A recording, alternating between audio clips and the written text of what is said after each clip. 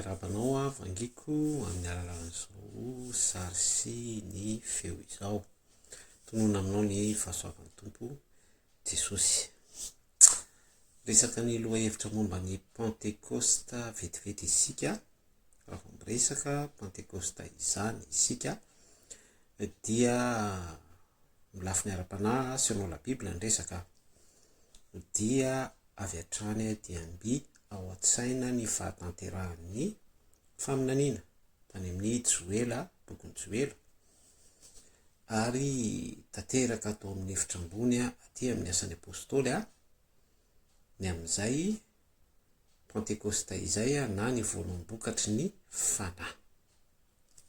Voalombokatra izay tsy vaovao akory fa fisehoana tamin'ny endriny araka ny fahasoavana sy fampanantenan'Andriamanitra amin'izay lafiny hoe fahatanterahan'ny faminaniana izay no zavatra ny ainan'ny mpianatra atao amin'ny hevitra ambony rehefa nirotsaka ny fanahy masina dia samy miteny tamin'ny fiteny tsy fantatra avy izy ireo rehefa feno an'izany fanahy masina izany, ary nimpita tamin'izay araka izay ihany koa ny mesazy araka ny fitiavan'Andriamanitra iampitany izay mesazy izay tamin'ny karazam-poko sy karazam-pirenena tamin'ny fitenenana isam-poko sy isam-pireneny avy.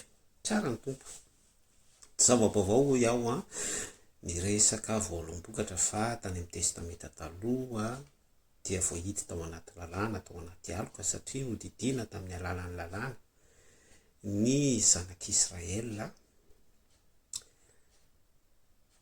ny fetehan'io voalombokatra io, sous parenthèse Pentecoste, ary tamin'izany dia ny lalàna mandidy ny fiangonana ny voalombokatra ninona vokatra ao amin'ny fiompinao amin'ny taninao amin'ny asasaranao dia entinao zany eo anatrehan'ny fiangonana. Nodidiana tamin'izany ny Israel. Tsy nisy famonjena tao anatin'izany fa kosa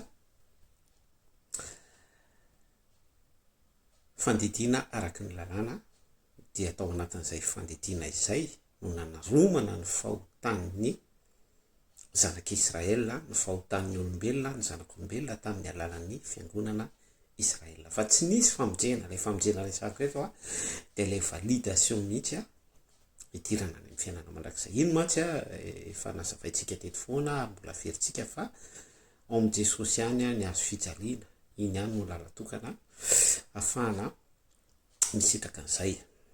Teo any teny hoe Pentecoste resantsika eto dia selon la Bible fa tsy le Pentecoste le hoe mandry atatatra, mozika mitatatata, manao mambe, manao fety, spectacle izao tontolo izao. Ohatran'ny Pasika hitanareo le œuf de Pâques, soldat Pâques, chocolat Pâques, ny tsy haiko be tsy reny akory le izy fa mitodika foana amin'ny resaka famonjena. Inainy koa no azambara atraveran'izany zavatra zaraintsika izany atao anatin'ity sasiteny Pentecoste ity, ny fanahy masina. Ny fanahy masina dia tena point important be mihitsy satria io no tena manasongadina ny herin'ny Pentecoste sy ny natiorany amin'ny maha Pentecoste ny Pentecoste. Tsy miala amin'izay hevitro izay ary afaka hamarinanao ao amin'ny Baiboly izany fizarako izany izay efa ara-Baiboly. Mahatonga hiteny an'izany dia be dia be ny olona no variana any amin'ny hoe 50 après ny Pasika dia tokony ho daty ifanaraka amin'ny fankalazan'ireo jiosy izay manaraka ny calendrier hebraika andro zareo jiosy dia tokony tsisy latsaka ny amin'izany tetiandro izany izay zany no biblika amin'ny karazan'olona. Za koa tsy mandiso an'izany tsy misalira be fahatany an'izany any diaboliser an'izany. Ary zara tena hoe raha izay no ahafahanao manana ny vokatry ny fanahy mitohy amin'ilay zavatra songaditsika eto amin'ity teboka ity hoe fanahy masina. Ny fanahy dia misy vokatry ny fanahy voarainao zany tafitany aminao ary mimotivy anao sy mampiaina anao, mampisento anao ny sitrapon'Andriamanitra amin'ny alalan'ny izay hoe manisa andro ianao zay sy maka référence tena hoe miezaka ny tsy ho diso mihitsy fa tena ataonao mihitsy ny calcul ny amin'izay satria izay no fieritreretanao fa tena fahamarinana. Ka izay finoanao sy mipratika anao amin'izay no mitarika anao mivokatra ny fanahy.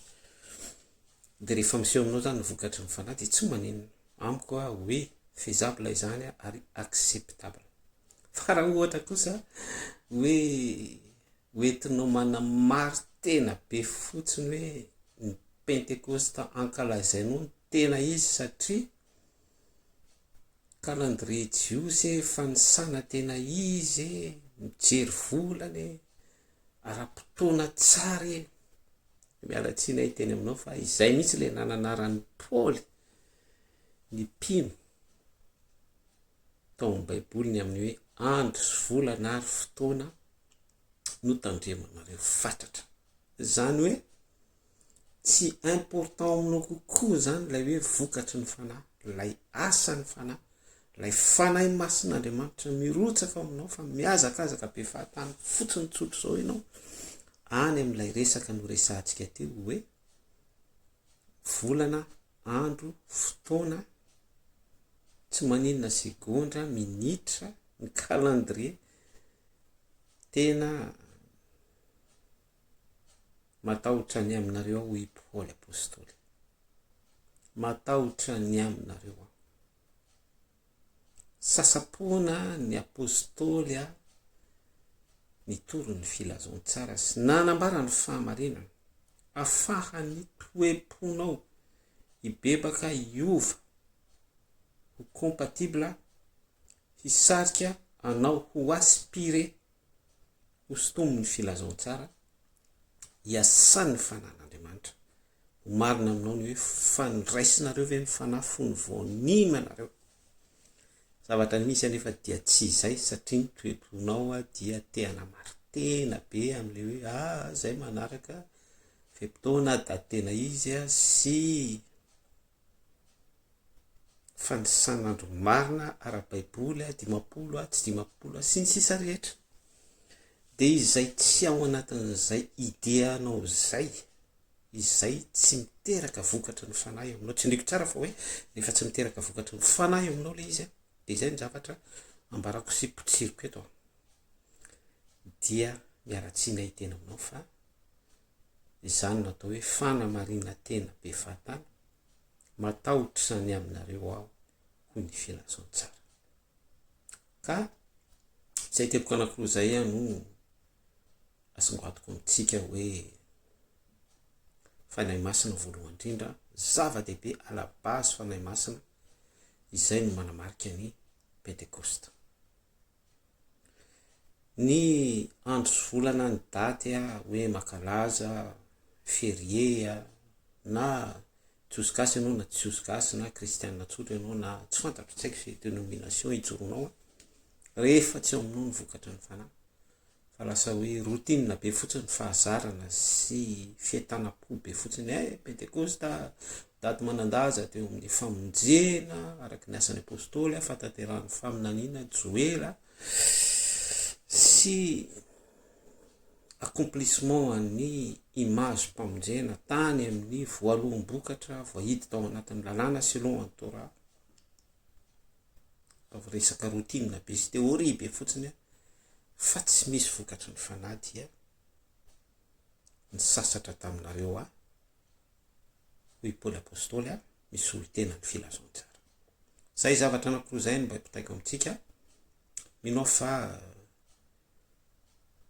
ny pentecoste izay niainanao tao anatin'izay commémoration fahatsiarovana izay sous parenthèse izay fahatsiarovana izay fa lay tena pentecoste tsy ndriko eto dia namangy anao ny fanahy tsy mila exploit be zany, tsy mila hoe zavatra celestial be zany, fa juste fotsiny hoe fandraisinareo ve ny fanahy, fony voanino anareo, mino fotsiny ianao de misy fanahy mikasika anao makatoeranao anatiny, satria ny toeponao ny toe-panahinao misy sokatra, mivelatra avec sincérité, misy fanetretena miainga avy any aminao fietrena.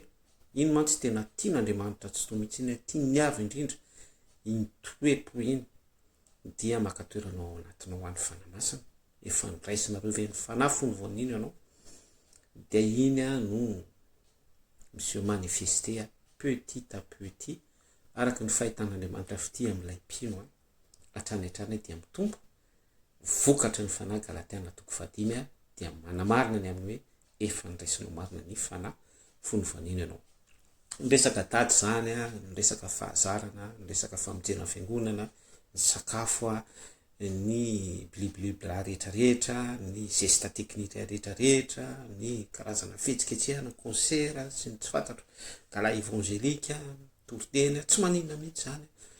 Zavatra ohatran'izany zay efa fanao mahazatra isan'andro tsy mitondra famonjena izany rehefa ny tena no miditra sy miroso ny participé amin'izany. Zany tsy miteny hoe ratsy zany, fa raha mbola tsy ao mihitsy ilay fanamiasa, raha mbola tsy nanapaka tao ampon'ilay olona mihitsy ilay fanamiasa, raha mbola tsy nahazo toerana tao anatsika mihitsy, ary tsy mampiaina sy tsy mampisento atsika, tsy miara-misento amin'ny isika amin'ny tontolo mpanompontsika, dia tsy pentecoste izay fa fanompona maina be mihitsy, maina, tena maina, mitovy amin'ilay tany amin'ny lalàna. Ny tany amin'ny lalàna raha hoe nodidina tany amin'ny Torah zany ny fiangonana Hébreo, dia se soumettre teo ambany lalàna, dia nanatanteraka selon ny Torah, fa ny pira hoe sady tsy araka ny Torah no tsy ao ilay fanahy masina, fa resaka routine sy fahazarana be fotsiny hoe nisy daty manandanja, lalam-pamonjena, de mahatsiaro zany, lasa izay fotsiny de hoanao sakafo de mamonjy fiangonana, manao metimety asotrana. Lasa resaka ohatran'ny 26 juin zany, resaka ohatran'ny taom-baovao malagasy zany, lasa resaka ohatran'ny anniversaire, happy birthday to you, sy ny zavatra ohatran'izany. Tsy misy famonjena, tsy misy famonjena, ka dangereux be zay satria be da be no miraikiraiky sy matory ao anatin'izay.